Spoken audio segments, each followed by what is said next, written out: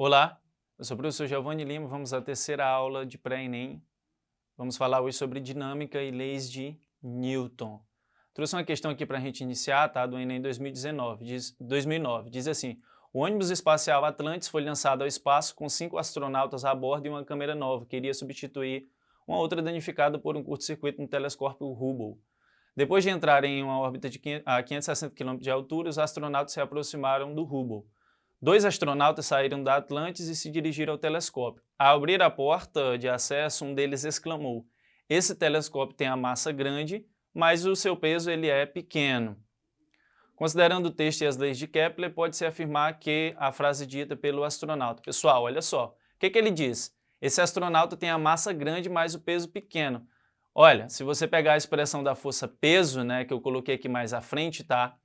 Força peso, ó, massa vezes gravidade. Quanto maior a massa, maior o peso. Então ele está se contradizendo, tá? A primeira interpretação que você teria que fazer aqui é sobre isso. Então ele diz o seguinte: pode-se afirmar que a frase dita pelo astronauta se justifica? Não, não se justifica, tá, pessoal? Então nesse ponto aqui, se você soubesse a definição de força-peso, você nem perderia tempo lendo isso aqui, tá? Aí ele dá uma justificativa, porque o tamanho do telescópio determina a sua massa, enquanto seu pequeno peso decorre da falta de ação da aceleração da gravidade. Olha, tamanho não determina massa não, né? Porque um buraco negro é pequeno e tem uma massa quase infinita, né? Então, tem isso daqui. Se justifica aqui? Não, se justifica não. Vamos para que não se justifica. Na letra C ele diz o seguinte: não se justifica porque a avaliação da massa e do peso de objetos em órbita tem por base as leis de Kepler, que não se aplicam a satélites artificiais. Pessoal, elas se aplicam sim, tá? Não tem isso não, se aplicam a planetas, a satélites, a tudo. Letra D, não se justifica, porque a força-peso é a força exercida pela gravidade terrestre, neste caso sobre o telescópio, e é responsável por manter o próprio telescópio em órbita. É isso mesmo, tá, pessoal? A força-peso é a força exercida pela gravidade terrestre, e é o que mantém não só telescópios, né, mas, por exemplo, a nossa Lua, tá, em órbita. Não se justifica, pois a ação da força-peso implica a ação de uma força de reação contrária, que não existe naquele momento. Claro que existe, tá? Terceira lei de Newton, lei de ação e reação, tá? Se existe uma força de ação, que é a força-peso, existe uma força de reação. Não tem problema não isso aí. Então não é a letra I.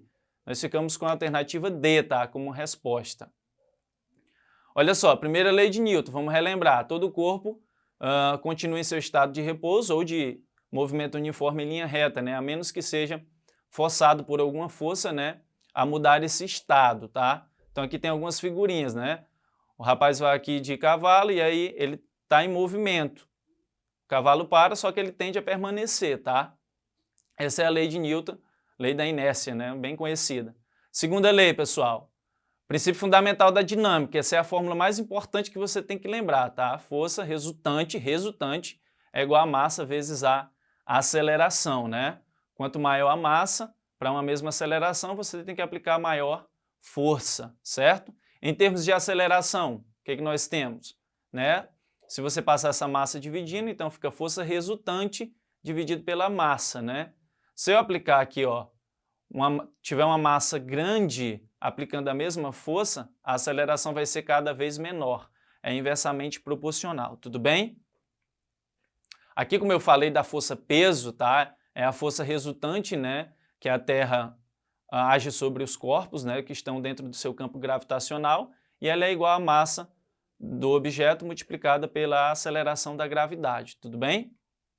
Vamos para aqui que ficou os comentários, tá? Vamos para outra questão aqui. Em 2019, em qualquer obra de construção civil, é fundamental a utilização de equipamentos de proteção individual, tal como capacetes. Por exemplo, a queda livre de um tijolo de massa 2,5 kg de uma altura de 5 metros, cujo impacto contra um capacete pode durar 0,5 segundos, resulta em uma força impulsiva média maior do que o peso do tijolo.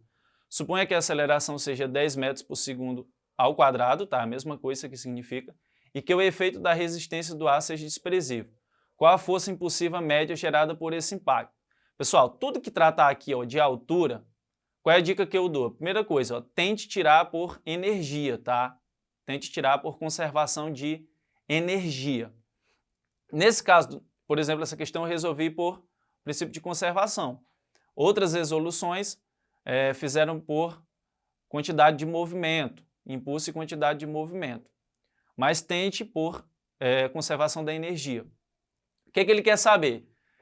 A força impulsiva é gerada por esse impacto. E que impacto? Eu tenho um tijolo com essa massa, ele está a 5 metros, tá? E aí ele quer saber quantos, né, tijolos são suficientes, né, para gerar esse mesmo impacto, essa mesma equivalência de força. Vamos aqui fazer alguns comentários, tá?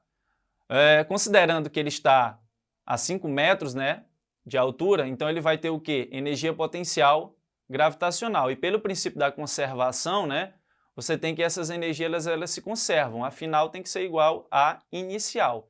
Inicialmente ele tem potencial gravitacional e depois se transforma em cinética. Por que nós usamos essa expressão aqui neste problema? Para calcular a velocidade, tá, pessoal? Calcular a velocidade. Se você fazendo os cálculos, você descobre que essa velocidade é 10 metros por segundo.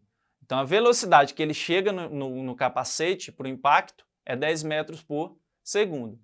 Você poderia usar aqui o teorema do impulso para resolver essa questão, tá?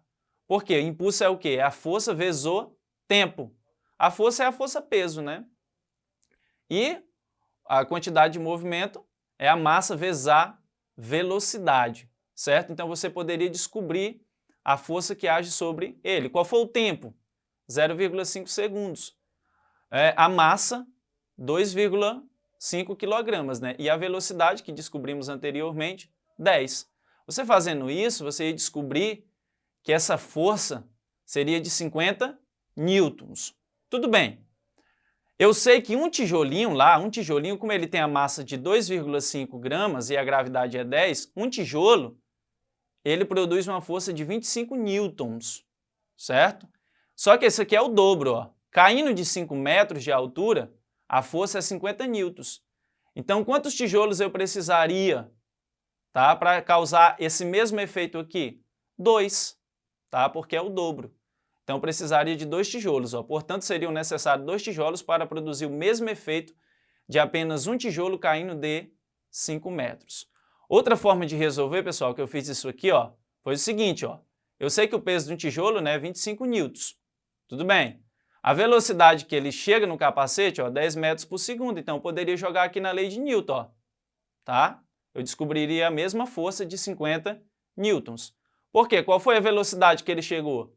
10 metros por segundo. O tempo do impacto, 0,5. E a massa, 2,5. Força resultante, 50 newtons. Mesma coisa. É muito bom quando o problema dá várias possibilidades de resolução, tá? Porque isso permite que você diversifique o seu raciocínio. Outra questão. Durante uma faxina, a mãe pediu que o filho a ajudasse, deslocando um móvel para mudá-lo de lugar.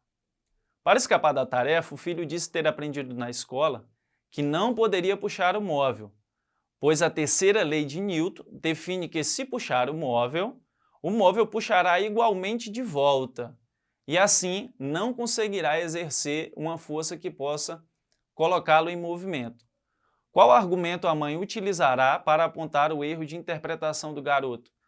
Bom, pessoal, você percebe na experiência diária que quando você empurra um objeto, você consegue colocar o objeto em movimento, né? Alguns objetos. Isso depende de quê? Da massa. Da massa. O diferencial vai ser a massa, né? Quanto menor a massa, menos força eu preciso aplicar para causar uma aceleração.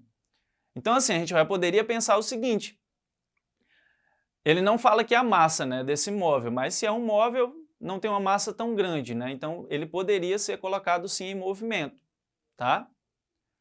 Então, o que a mãe deveria dizer, né, para apontar o erro de interpretação do garoto? Letra A, a força de ação é aquela exercida pelo garoto. Eu coloquei alguns comentários aqui quando nós formos resolver, tá? A força resultante sobre o móvel é sempre nula. C, as forças que o chão exerce sobre o garoto se anulam. D, a força de ação é um pouco maior que a força de reação. O par de forças de ação e reação não atua em um mesmo corpo. Vamos ver, vamos revisar aqui a terceira lei de Newton, né?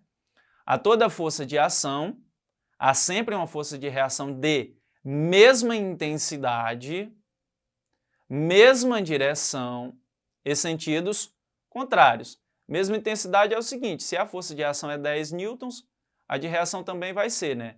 Mesma direção, horizontal, vertical, diagonal, né? E sentidos diferentes, né? Se uma está para a direita, se uma está para a direita, outra está para a esquerda. Tudo bem? Que nem mostra essa figura aqui, ó. Tá?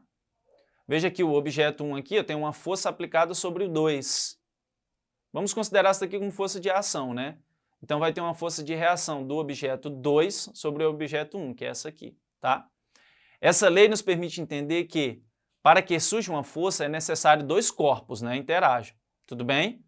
É necessário isso, então tem que ser entre dois corpos, produzindo forças de ação e reação. Além disso, é impossível que um par de ação e reação se forme no mesmo corpo. Eu tenho que ter uma interação, tá, pessoal? Se não tiver interação, a terceira lei de Newton não se aplica. Tem que ter interação entre dois corpos.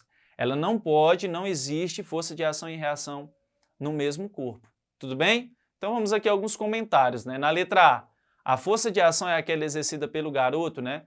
Tem pouca informação aqui para a gente resolver o nosso problema, né? Porque a gente considera força de ação, mas a força de ação poderia também ser considerada a que o móvel aplica sobre o garoto. Então isso aqui é pouca informação, tá? Escassez de informação para o problema. A força resultante sobre o móvel é sempre nula? Claro que não, pessoal, claro que não. Se colocar em movimento, né, a resultante ela não é nula, tá? Por isso que eu coloquei aqui, eu poderia ter uma força resultante não nula. C, que ficou com um errinho de digitação. As forças que o chão exerce sobre o garoto se anulam. As forças entre o garoto e o chão formam outro sistema, né? Não tem como associar isso aqui ao fato do menino pôr uma força sobre o móvel. D, a força de ação é um pouco maior. Não, elas têm que ser iguais, tá? Do que a força de reação, módulos iguais. E a última, o par de forças de ação e reação não atuam em um mesmo corpo. É isso mesmo, tá? Nunca você vai ter isso aqui na terceira lei de Newton, tá? A força de ação e reação tem que ser num par de corpos. Então, a alternativa correta, alternativa E. Tudo bem? Pessoal, acesse aí a plataforma Eduque, tá? Para você ter mais assuntos, mais vídeos, né? Mais exercícios e bons estudos, tá? Se dedique e boa sorte.